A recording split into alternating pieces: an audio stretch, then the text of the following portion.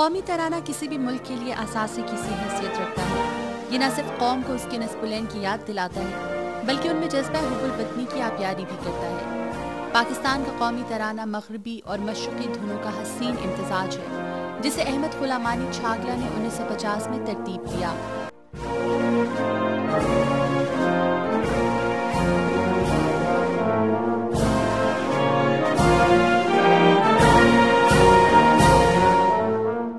اس کے بول حفیظ چالندری نے لکھے جس میں صرف ایک لفظ اردو جبکہ باقی تمام فارسی کے ہیں۔ اس کا دورانیہ 1 منٹ 20 سیکنڈ ہے۔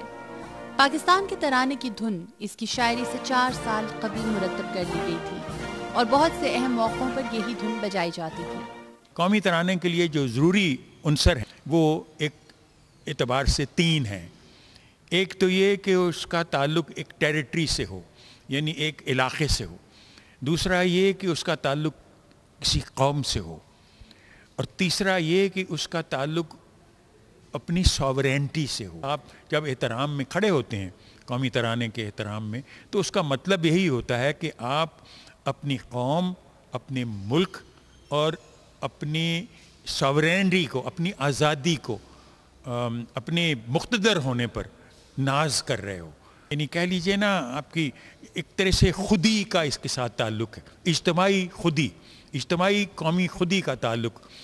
ترانہ محض الفاظ و موسیقی کا مجموعہ ہی نہیں بلکہ ہمارے جذبات کی ترجمانی بھی ہے۔ ان 16 کروڑ عوام کے دلوں کی دھڑکن بھی ہے جو ہر مرتبہ ترانے کے احترام میں کھڑے ہو کر اس بات کا اعادہ کرتے ہیں کہ یہ وطن ہمارا ہے، ہم ہیں پاسباں اس کے۔